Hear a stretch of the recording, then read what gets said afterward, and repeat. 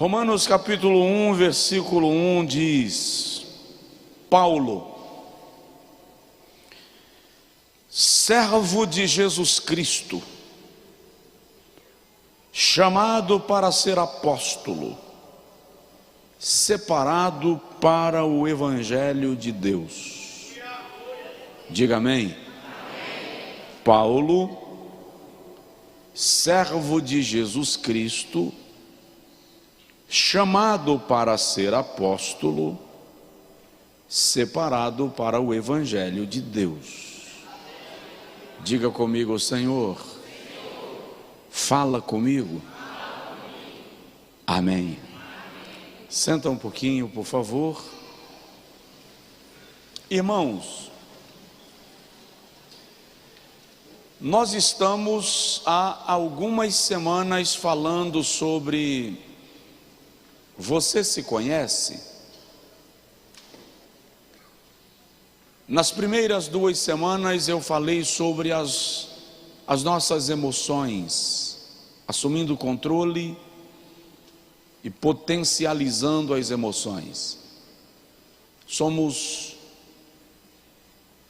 almas, e a alma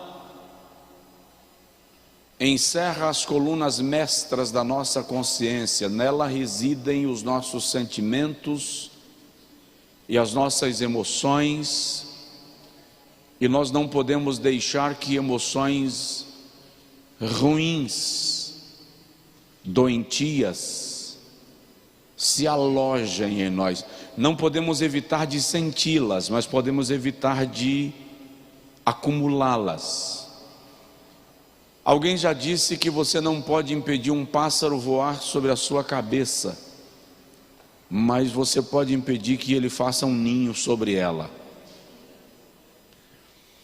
Depois começamos a falar sobre a personalidade e temperamentos, e aí fiquei 3 semanas falando sobre Pedro. A personalidade sanguínea, o temperamento sanguíneo de Pedro. Suas reações, seus pontos positivos, seus traços negativos e os seus traços positivos. E descobri aqui na igreja alguns Pedros, falando do temperamento, do comportamento, das ações e reações. Depois fiquei 3 semanas falando sobre Moisés, dono de um temperamento que os estudiosos chamam de melancólico, de uma mente brilhante, de uma capacidade mental esplêndida, mas com algumas birras, implicâncias, empacamentos. Se é que você sabe o que é empacar, se já morou na roça, sabe, tá? O camarada com o temperamento de Moisés empaca, amua, trava no caminho. Mas nós vimos em tudo isto como Deus pode pegar qualquer pessoa com os seus traços positivos e negativos e direcionar, transformar e usar para a glória do seu nome, utilizando exatamente os seus traços de personalidade como instrumentos do propósito divino. Depois nós ficamos 3 semanas falando de Abraão, dono de um temperamento fleumático, o senhor simpatia, amigo de todos, aquele que não desagrada ninguém, desagrada a si mesmo, mas os pontos fracos, os pontos negativos desse temperamento e os positivos, ele era amigo de Deus. Essas mensagens estão todas gravadas e você pode assistir a hora que quiser, e eu acho que é importante. É importante, eu já disse aqui N vezes, conhecer-se a si mesmo. Aliás, esse é um dos princípios da filosofia grega: conhece-te a ti mesmo. Porque quando você se conhece, você identifica a linha de risco, até onde pode ir, quando muitas vezes você está se boicotando e perde o foco porque você mesmo se trava. É importante conhecer a esposa, o esposo, os filhos, os amigos, colega de trabalho, o pastor. É bom ter uma noção de como funciona a personalidade do pastor. É homem de Deus, mas não esquece que antes de ser de Deus é homem. Ou seja, tem temperamento, tem personalidade, tem emoções, e Deus usa cada um, apesar de nós. Hoje eu quero começar a falar um pouco sobre Paulo, o colérico. Paulo é dono do temperamento considerado mais forte e o mais complexo dentre os 4 que nós estudamos até aqui. É uma das mentes mais brilhantes de todos os tempos. Os estudiosos colocam a mente de Paulo entre as 100 mentes mais brilhantes da era cristã. Ele é extraordinário. Nenhum dos escritores sagrados se definem melhor do que o próprio Paulo. A maneira como ele fala de si mesmo é muito interessante. Por exemplo, no texto que nós lemos, ele é Paulo, servo do Senhor Jesus Cristo. Mas em Romanos capítulo 7, versículo 24, ele diz assim: eu sou Paulo, o miserável homem. Já aos Coríntios, na primeira carta, capítulo 15, versículo 8, ele diz: eu sou o abortivo. E quando você vai ler essa expressão de Paulo, a palavra grega que ele utiliza é apax, e fala daquele que está matando a própria mãe. Por que isso? Porque nos dias de Paulo, um aborto matava a mãe e a criança. E Paulo se coloca como aquele que está tentando matar a igreja, mas ele está sendo gerado no ventre da própria igreja. E a gratidão de Paulo na expressão é que Deus, por benignidade, não permitiu nem que ele morresse, nem a igreja. Ambos foram preservados para cumprir o plano eterno de Deus de alcançar o mundo. Mas ele se apresenta como o abortivo, o miserável homem. Agora convertido, ele se coloca como Paulo, servo do Senhor Jesus. Quando Paulo escreve a Tito, ele diz: eu sou o principal de todos os pecadores, eu sou o pior deles, o mais desgraçado dos pecadores. Então ele se define de uma forma muito absoluta, muito direta e muito clara. Ele é muito autêntico e é da sua personalidade isto. Acredita-se que Paulo seja o personagem bíblico que mais ilustra, que melhor ilustra o temperamento colérico. Também ele é o personagem bíblico que nos apresenta mais traços de comportamento de um colérico transformado pelo Espírito Santo, e de como alguém com esse temperamento e sob a direção de Deus pode fazer coisas extraordinárias para Deus e no seu reino, cumprindo o seu propósito. O apóstolo Paulo é sem dúvida um exemplo claro de como o Espírito Santo pode transformar uma personalidade ferrenha, irredutível, num homem resiliente, flexível e até sofrível, pela causa do nome do Senhor e para o cumprimento do seu propósito. Naturalmente, o colérico padece mais no processo de transformação do que aqueles que são donos dos outros tipos de temperamentos. Por quê? Porque o colérico é mais teso, mais irredutível, mais difícil de se render. Por natureza ele é feroz, mais implacável. Onde você consegue levar pessoas de outros temperamentos de forma mais fáceis, o colérico entesa. Por exemplo, se você pressionar o sanguíneo, Pedro, debaixo de pressão, cedeu. O fleumático deixa você passar, porque ele não desagrada a ninguém. O melancólico amua, mas o colérico, quanto mais você pressiona, mais ele entesa, porque ele não vai debaixo de pressão sob qualquer hipótese. Ele quebra, mas não cede. Conhece alguém assim? Que quando você pressiona muito, ele vai entesando, e insiste só para não dar ousadia. E não é capricho, a personalidade dele funciona nesse formato, nesse modelo.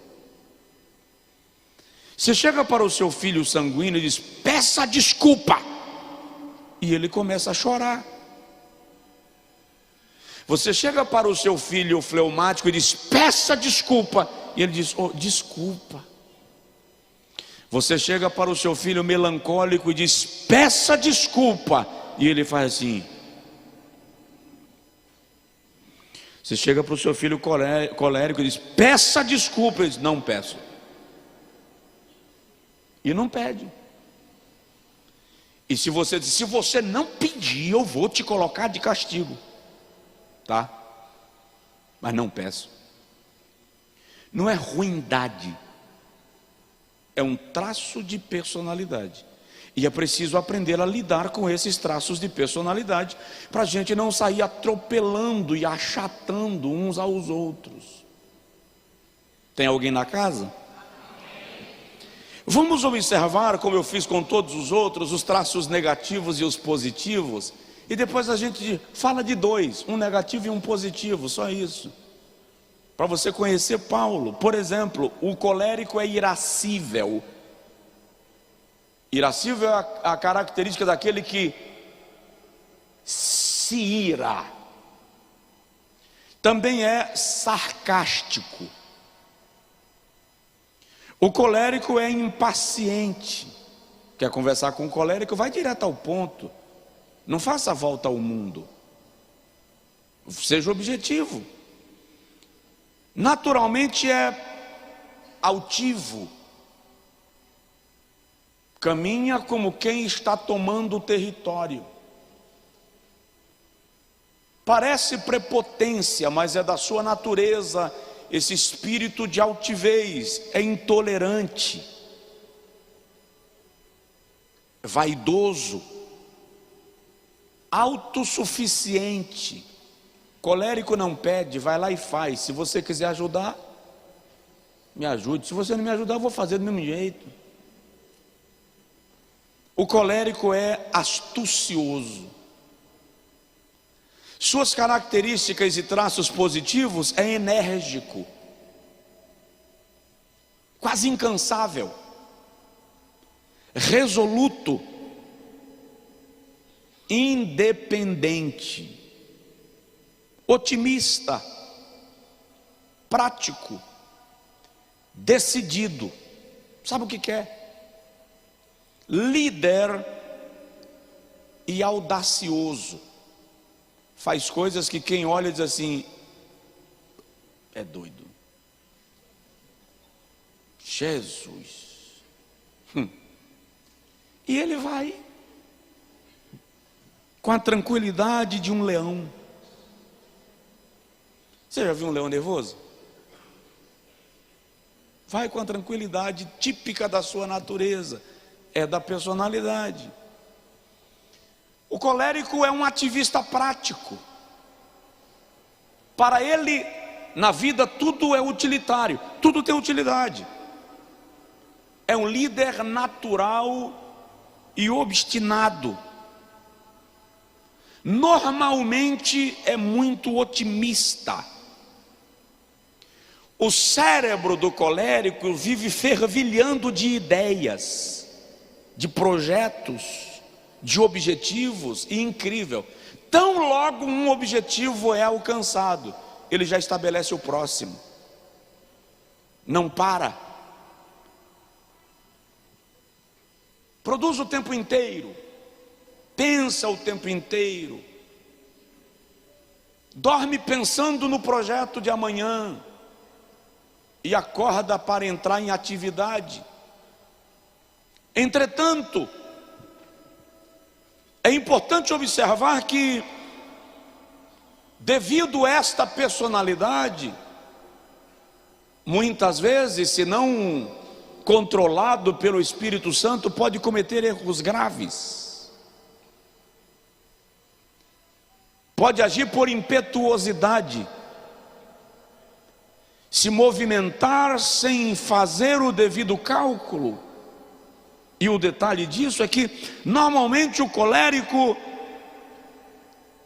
só para quando alcança o objetivo. Não é da sua natureza recuar. Bem-humorado, não tanto quanto o sanguíneo, que faz piada até da própria piada. Mas o colérico é bem-humorado. Os grandes administradores de empresas, diretores, generais, os políticos mais destacados, normalmente são donos do temperamento colérico.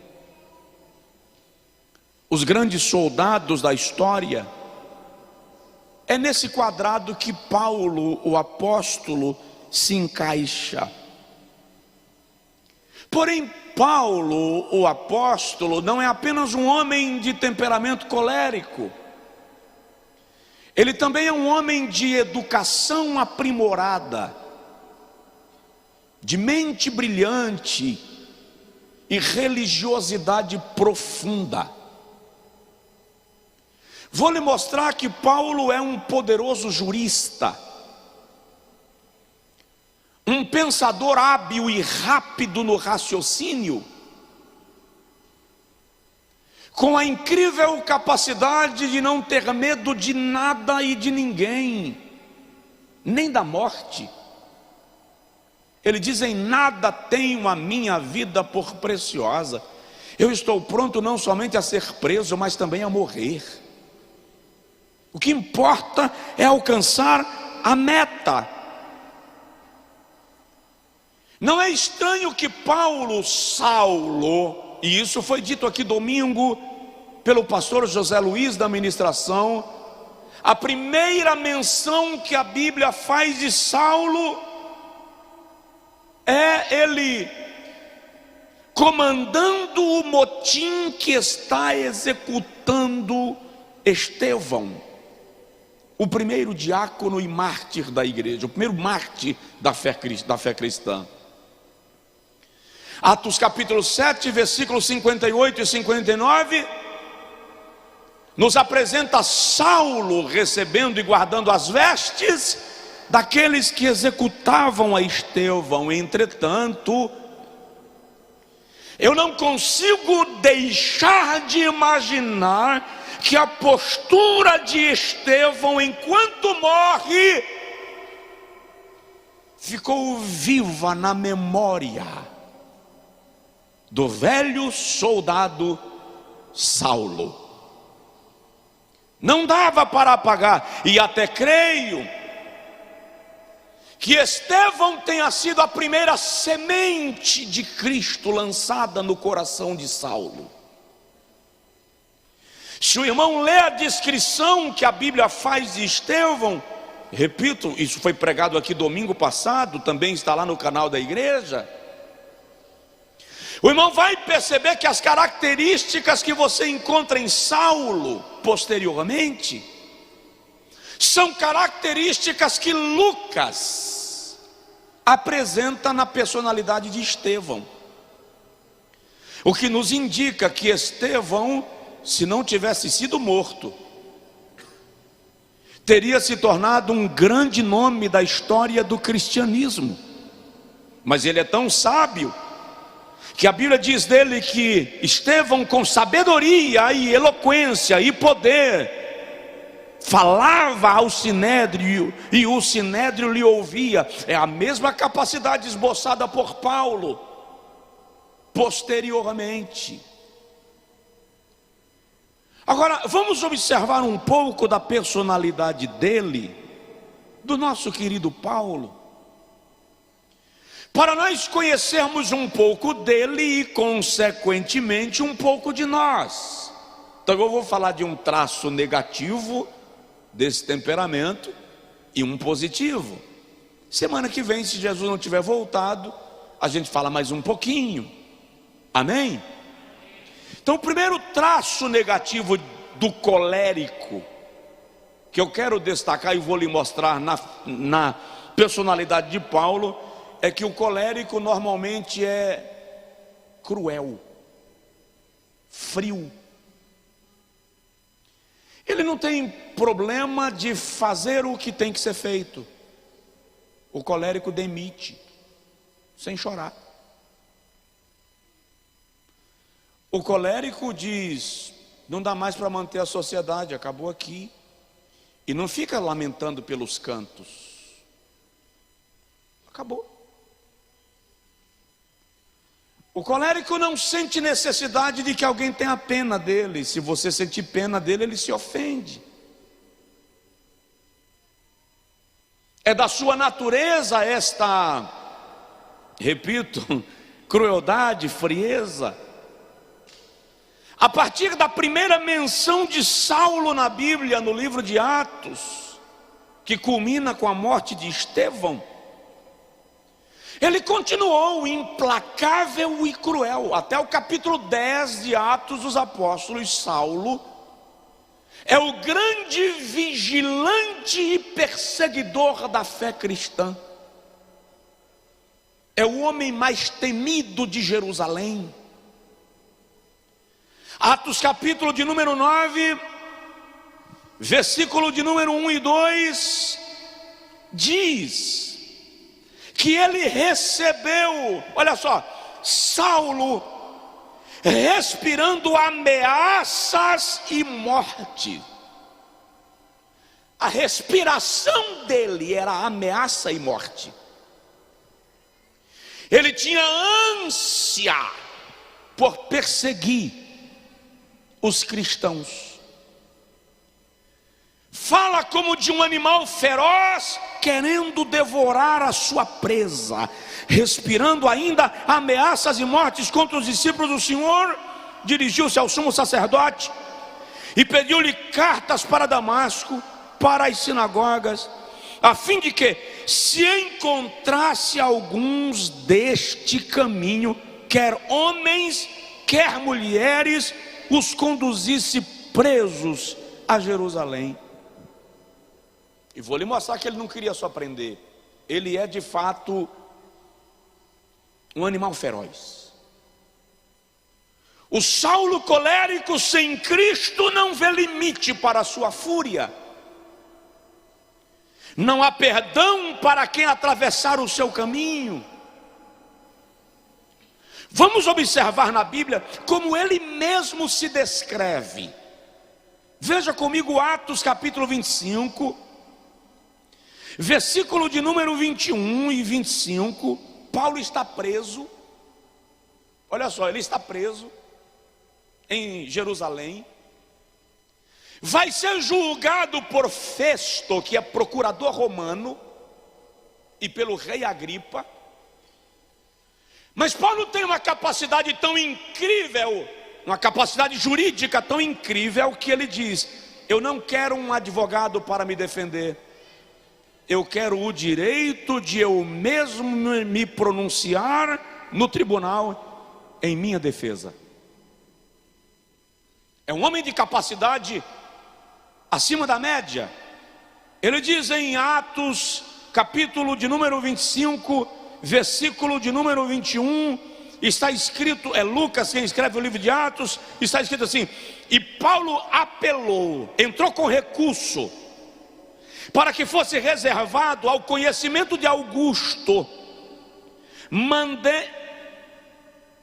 ele solicita que ele mesmo queria defender-se. Versículo de número 20: os seus algozes estavam perplexos acerca da inquirição da causa.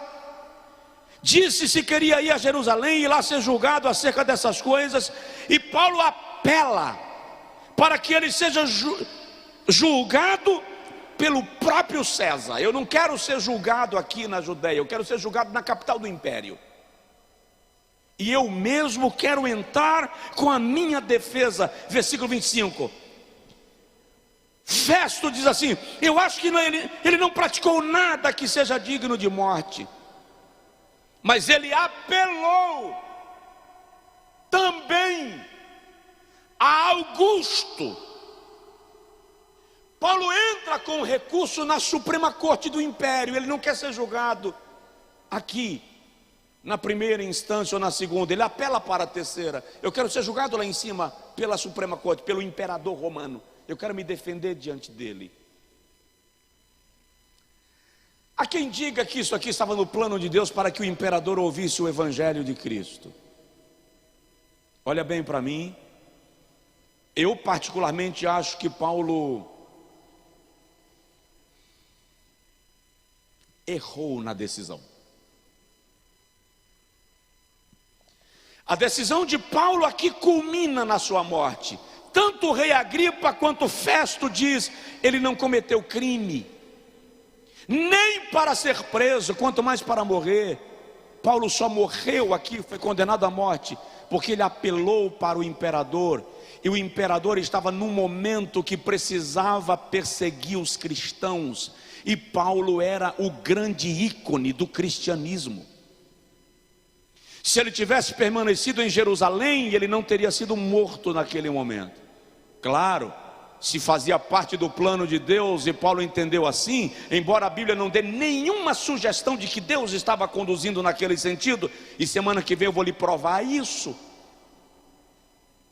Aliás, houve até sinais para Paulo de que ele não fosse, e ele insistiu em ir.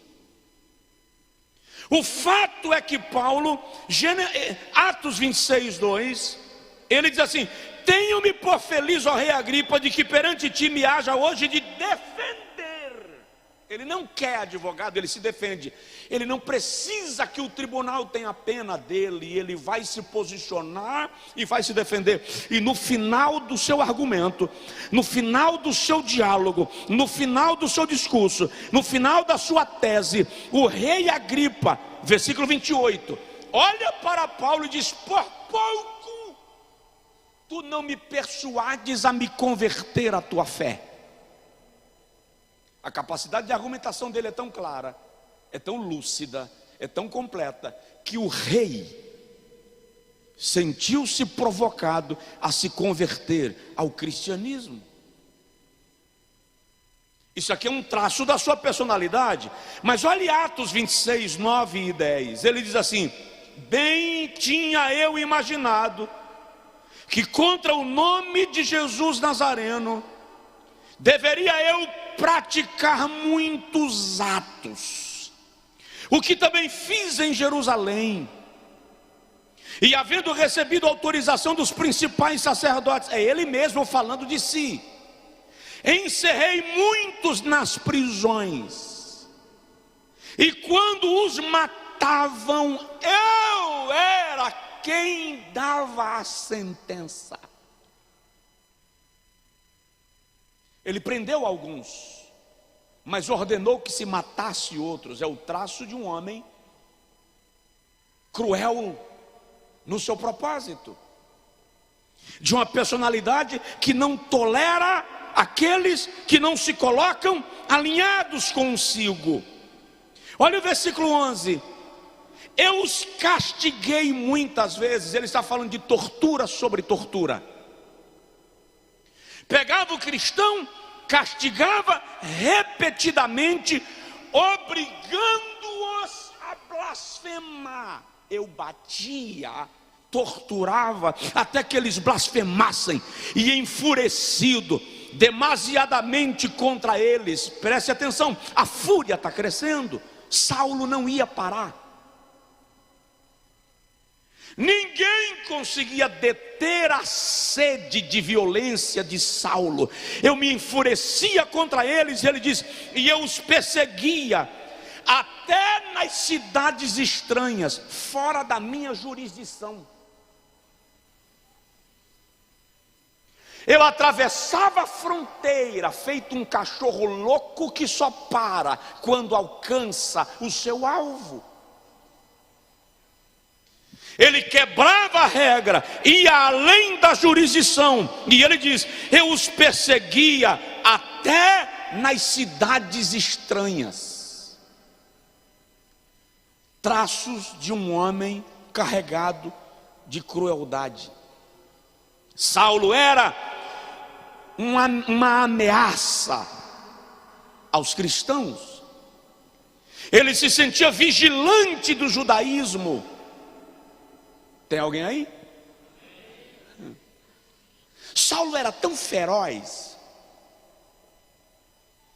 que no dia que ele se encontrou com Jesus a caminho de Damasco, Atos 9, no versículo 10, quando Jesus aparece a um discípulo chamado Ananias, não é o mesmo Ananias de Atos 5, esse aqui é um Ananias piedoso, que é discípulo do Senhor em Damasco. A tradição diz que a igreja em Damasco funcionava escondida de Saulo, na casa de Ananias. E o Espírito do Senhor vem a Ananias e diz, levanta-te, vai à rua direita, lá está um homem chamado Saulo, eu quero que tu ores com ele e por ele, para que ele veja. Ananias, está no texto, Atos 9:10, Ananias diz assim, Senhor, eu tenho ouvido de quantos males este Saulo tem causado ao teu povo. Ele tem autorização das maiores autoridades para perseguir, prender e matar aqueles que professam teu nome. Saulo era tão cruel que o Espírito Santo fala com Ananias, e Ananias tem dúvida se é realmente o Espírito Santo que está falando. Tipo assim, o senhor está armando para mim? O senhor está querendo me jogar no ninho da cobra? O senhor vai me colocar na mão de Saulo? E o Espírito Santo diz assim, vai Ananias, porque eu já me manifestei a ele, e agora convém lhe fazer perceber o quanto lhe será necessário padecer por causa do meu nome.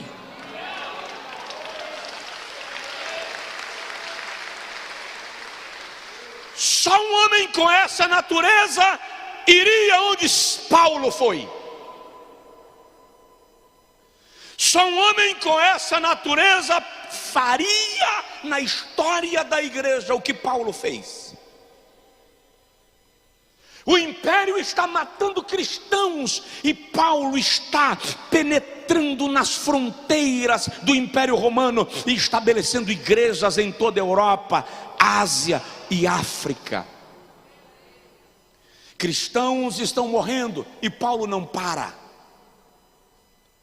Ele tem os seus momentos de crise, é fato. Por exemplo, quando ele diz, eu sou um abortivo, ele está falando de uma crise interior. Quando ele diz, além da preocupação com as igrejas, pesa sobre mim uma pressão interior, ele está falando dos seus conflitos, possivelmente, pensam os estudiosos, fruto das memórias do estrago que ele fez na sua história contra a própria igreja. Mas são traços da sua personalidade, de um homem cruel. Embora, eu disse aqui esses dias, toda pessoa, segundo os estudiosos, tem um temperamento preponderante e um secundário, e dá-se a entender que o temperamento secundário de Paulo é o melancólico, tanto pelas crises de angústia que ele esboça aqui e acolá, quanto pela agucidade dos seus pensamentos. As epístolas que ele escreveu são completas, são plenas. Paulo é quem lança os fundamentos vou chamar de legislação da fé cristã, os pilares do pensamento cristão. A epístola aos Romanos é tão completa que os estudiosos chamam-na de catedral do cristianismo ou enciclopédia do cristianismo, fruto de uma mente extraordinária, mas com uma personalidade extremamente forte. Mas junto com essa personalidade forte, e diga-se de passagem que esse traço de crueldade, que pode se manifestar em pessoas do temperamento colérico perto de nós, não precisa se manifestar com atos de violência, como nós vemos aqui no caso de Saulo, que está num contexto de perseguição contra a igreja. Pessoas com esse traço, com essa personalidade, eu disse aqui, são pessoas que não têm dificuldade de chegar e dizer assim: você está demitido, estou indo embora. Tá, Deus te abençoe. Ah, mas ele não gosta de mim. Gosta, mas a personalidade dela é assim. Por isso que é importante compreender as pessoas, conhecer as pessoas. Mas um segundo traço da personalidade de Paulo: determinação, força de vontade. Eu tentei pensar em algum exemplo da natureza para personificar a figura do colérico, porque uma das coisas que um estudioso diz, e que eu estava vendo hoje à tarde, é que o colérico é normalmente cruel e vingativo e não tem pressa. O colérico não tem pressa, tem objetivo. Se vai alcançar hoje, daqui a 1 ano ou daqui a 10, não importa, o que importa é alcançar. Isso é um traço da determinação, da força de vontade, e que é perigosa, porque essa determinação pode levar o colérico a confundir fé com autoconfiança. Então muitas vezes ele está sendo autoconfiante e está dizendo que é fé, e a autoconfiança é diferente da fé, porque a fé aponta para Deus e a autoconfiança aponta para mim, e eu sou falível, limitado. Então é preciso que um colérico seja de fato controlado pelo Espírito Santo. E como eu disse há pouco e repito, em dado momento da sua história, e nós veremos isso melhor semana que vem, Paulo invoca para si o direito de cidadão romano, e ele diz: eu não quero ser julgado por um preposto, eu não vou ser julgado por um procurador, eu não vou ser julgado por um rei de província. Se serei julgado, eu exijo ser julgado pelo imperador. E o rei diz: se ele não tivesse apelado ao César, porque Paulo não pede ao rei Agripa para ser julgado pelo imperador, ele não pede ao procurador, ele pede direto ao imperador, ele manda uma peça jurídica solicitando ser julgado pelo imperador. O rei diz: se ele não tivesse pedido a Augusto para julgá-lo, eu o soltaria. Ou seja, é um homem tão determinado no seu propósito que nada lhe faz arredar do que ele quer. E se você é colérico, e eu conheço alguns aqui, porque convivo, o cuidado que nós precisamos ter, queridos coléricos, é para a gente não confundir autoconfiança com fé. Pois embora a autoconfiança tenha o seu mérito, o seu fruto, ela precisa ter limite, porque existem níveis que nós não conseguimos ir sem que o controle de Deus esteja operando o processo. Provoca o seu vizinho e diz para ele: seja determinado, mas com fé.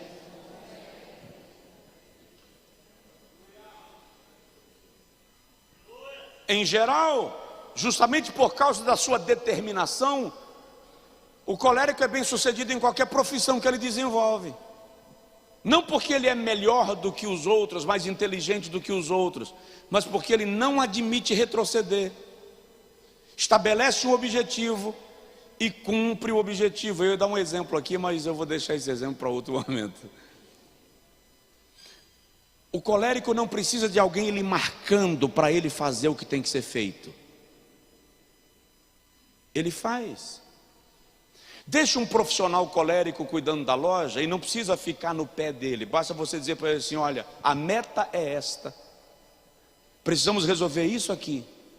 Ele não vai parar enquanto não chegar lá. Um sanguíneo na academia. Quem vai na academia? Quem levanta a mão? Quem corre? Quem caminha? Faz exercício para combater assim o volume pentecostal.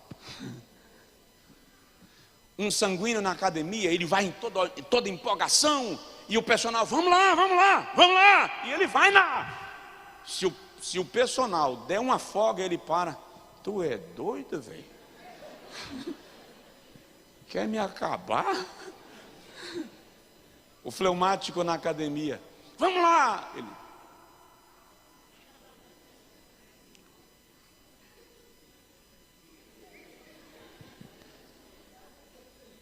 Vamos, rapaz, anda rápido. Calma, rapaz, para que tanta pressa? O melancólico, se ele for lá, ele vai dizer assim: ó, vou fazer, mas não faz pressão. E tem um momento que ele para e faz assim: quero mais não, cansei. O colérico, o personal entrega a ele a lista de exercícios, não precisa ficar olhando. Quando entra na cabeça dele, ele só para quando ele cumpre. Eu vou usar uma expressão que, por favor, não receba como ofensa. É um cão raivoso grudado no osso, só larga quando quebra. É determinação. No ministério, o colérico apanha, desanima, desilude, mas não abre mão. Alguns saem da igreja, vão-se embora, não vou ficar aqui porque não gosto da cara de irmã fulana. O colérico não fica aqui, os incomodados que se retire.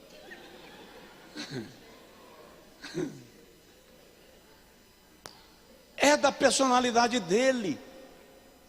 Mas isso é uma determinação, que se o Espírito Santo assume o controle desse trem, ninguém segura.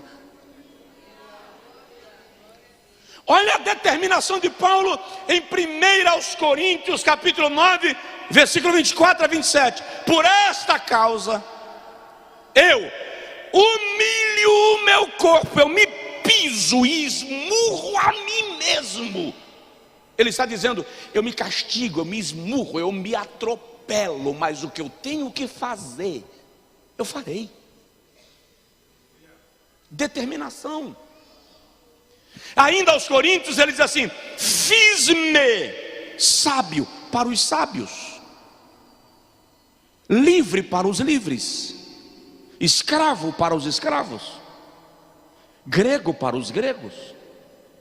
Fiz-me como debaixo da lei para aqueles que viviam sob a lei, e como sem lei, embora sem lei não estivesse, para aqueles que estavam fora da lei, para por todos os meios levar alguns a Cristo. Ele é tão determinado que ele diz: eu vou me utilizar de todos os recursos para alcançar o objetivo. É um líder nato. Olha a outra expressão de Paulo, Gálatas 6,17. Desde agora ninguém me importune, ninguém tente me convencer do contrário, porque eu já trago no meu corpo as marcas do Senhor Jesus. Ele está dizendo: ninguém tente me fazer desistir do meu objetivo, porque eu vou caminhar. Olha o que ele diz aos Filipenses: não que eu seja perfeito, 3:12, ou que eu já tenha alcançado, mas prossigo para alcançar aquilo para o que também fui alcançado. Eu vou prosseguir, eu vou andar. Aí ele diz: pelo que, esquecendo-me das coisas que para trás ficam, prossigo. Não é saudosista.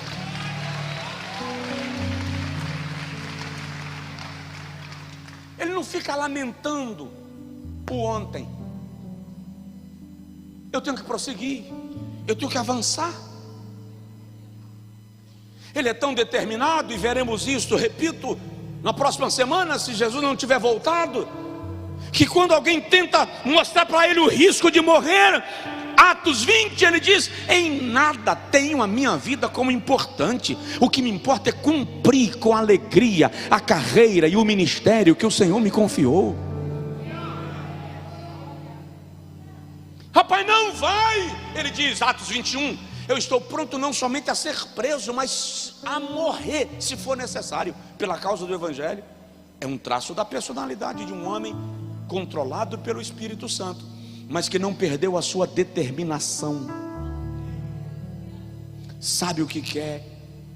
E sabe, ainda que você não seja um homem com um temperamento colérico, e se não for, aleluia, Deus abençoe você, porque o colérico se vê doido quando ele precisa exercer domínio próprio. É quase frear uma Scania carregada na ladeira de descida em alta velocidade e ter que frear de vez. É, a carroceria quer atravessar na pista e se vacilar passa por cima da cabine. Mas esse é um traço de personalidade que todo crente precisa ter: determinação. Provoque a pessoa do seu lado e diz para ele assim: seja determinado.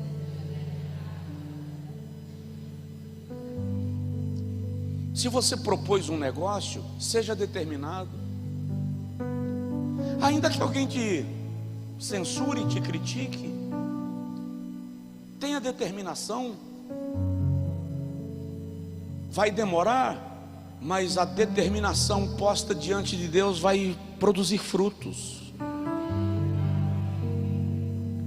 Paulo nos ensina, e eu concluo, que o segredo dessa postura mental, dessa autodisciplina, é uma mente estabelecida no propósito. Paulo nos ensina que a nossa mente precisa ser nutrida, alimentada, direcionada, controlada pelo Espírito Santo. Guarde a sua mente, que Satanás quer lhe destrambelhar a partir dela. Paulo sabia disso. Todas as nossas crises começam aqui.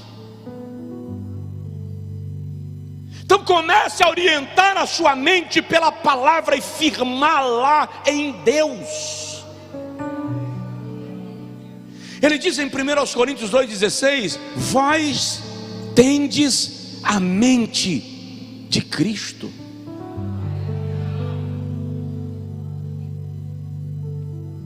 Ele diz em 2 Coríntios 10,4: as armas da nossa milícia não são carnais, mas poderosas em Deus para derribar todo baluarte e sofisma que se levanta contra Deus, levando cativo todo pensamento ao serviço de Cristo. Ele diz aos Filipenses capítulo 4, versículo 8: tudo que é bom, tudo que é honesto, tudo que é de boa fama, se há algum louvor e se há alguma virtude, nisto pensai. Ele está dizendo: eduque a sua mente. Todo cristão, a despeito do seu temperamento, precisa ter uma mente disciplinada para ser determinado no seu propósito. Não importa o que você faça, sempre haverá alguém para te dizer que não vai dar certo. Sempre.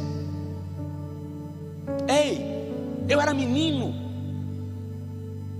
Eu saía para catar garrafa no lixo para vender, alumínio velho para vender no quilo, para ajudar meu pai a fazer a feira no domingo. E eu lembro de gente do meu lado dizendo: não vai encontrar nenhuma, não vai dar certo, só encontramos uma. Eu vendia sonho, eu sei fazer sonho, com goiabada no meio.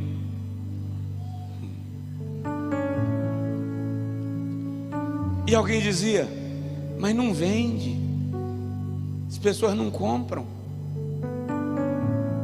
Eu fui servente de pedreiro, e as pessoas diziam: filho do pastor, trabalhando de servente de pedreiro. Eu fui pintor, só fiquei uma semana que ninguém quis me contratar para pintar mais do que uma parede. Mas alguém dizia: não sabe, não vai dar nada.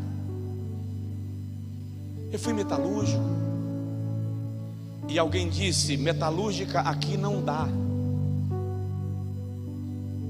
Era em Rodelas, cidade do interior da Bahia, na margem do São Francisco. A cidade velha havia sido coberta pelas águas, a cidade nova estava sendo construída. E nós crescemos tanto com metalúrgica, que com 2 anos nós compramos uma fundição de gesso. Eu tinha 15 anos, e eu disse a meu pai: vai cuidar da igreja que eu cuido do senhor.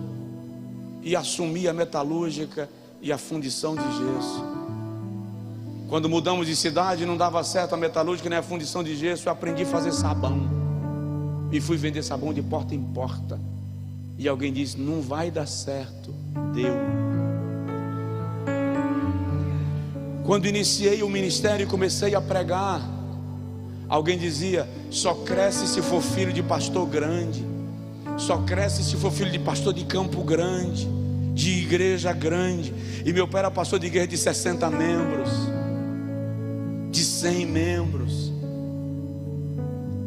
Mas continuei, deu certo. Lembro do dia que eu estava vestido com um terno para pregar num grande congresso, e o meu terno estava todo rasgadinho no colarinho aqui, ó. E no momento que o pastor ia me dar o microfone, que ele viu meu terno rasgadinho, ele disse assim, ele pegou meu paletó, gente, ele suspendeu e falou no microfone: para que isso, rapaz? É para eu ter dó e dar um? Interessante é que ele tinha condição de me dar uma loja inteira, quanto mais um terno. Não me deu nem uma meia. Para que apontar o terno rasgado de alguém se você não pretende dar um novo? Preguei humilhado, sem graça, constrangido.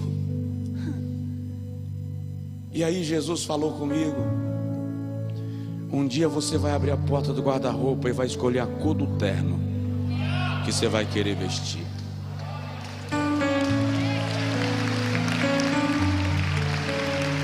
Sempre vai haver alguém para te dizer que não dá certo, mas pega de Paulo esse traço, recebe no Espírito essa capacidade e seja determinado no seu propósito. Deus vai virar a página da tua vida e você vai vencer em nome de Jesus. Só quem crê, dá um glória, dá um brado, dá um louvor ao Senhor. Fica de pé, por favor. Na próxima semana a gente continua falando do meu amigo Paulo. Ele é sem dúvida o homem mais admirável do Novo Testamento.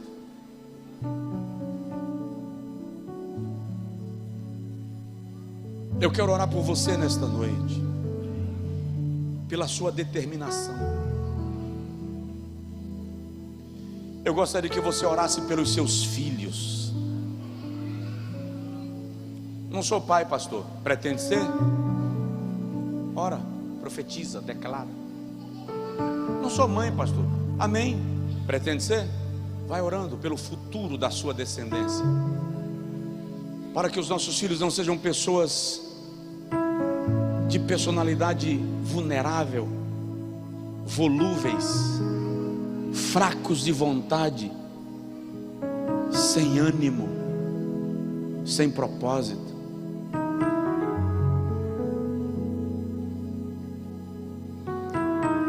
A minha mãe disse um dia, eu era menino, eu era adolescente. Sabe por que minha mãe disse isso? Ter acesso a uma faculdade era um milagre. E eu vi um dia ela falando assim com meu pai: será que eu não vou ter um filho que vai ingressar na faculdade? Eu não disse nada, mas aquela frase ficou. E eu a zoei e fui estudar. E estou estudando. E não vou dizer a vocês por onde eu já passei para não parecer idiotice. Porque eu mais tenho raiva é eu parecer besta, então eu não gosto. Mas o Senhor me fez chegar nos níveis que eu sonhei. E eu estava ali no meio do culto, nesse dia, e falei com ele assim: se eu virar a cabeça eu vou fazer medicina. Aí ela disse assim: só se virar 2. Isso a gente administra. O que eu estou querendo dizer a você é que você precisa ter determinação. Se surpreenda, não queira superar ninguém, supere-se a si mesmo. Vá além dos limites que estabeleceram para você. Não diga a seu filho e a sua filha que ele não vai conseguir. Não diga, pelo amor de Deus. Diga para ele: vamos juntos, estou com você. Enquanto eu for seu maestro, eu vou te regendo. Quando não for mais o teu maestro, é porque você já aprendeu a tocar sozinho, mas você vai conseguir. Não desanime alguém que estabeleceu um sonho. Não desanime alguém que estabeleceu um objetivo. Não desanime alguém que tem um projeto de vida. Não importa o quão distante o sonho esteja desse alguém.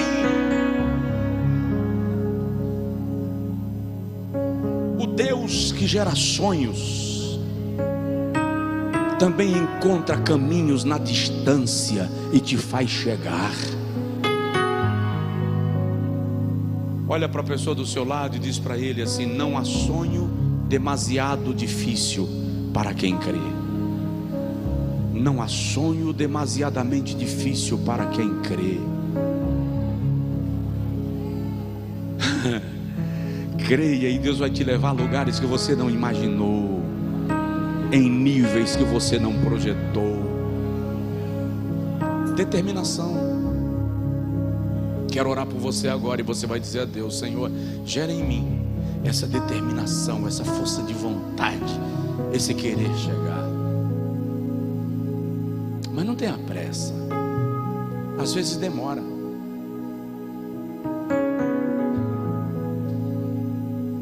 Às vezes demora 10 anos.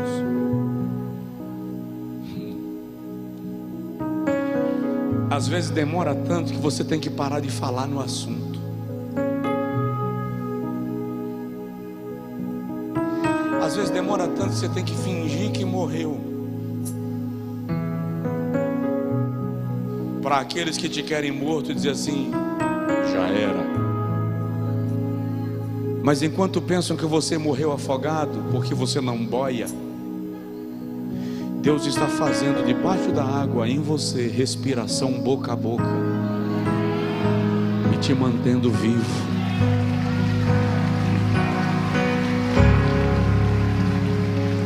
Quando pensarem que não tem mais jeito, Jeová te faz imergir das águas para o tempo que Ele determinou.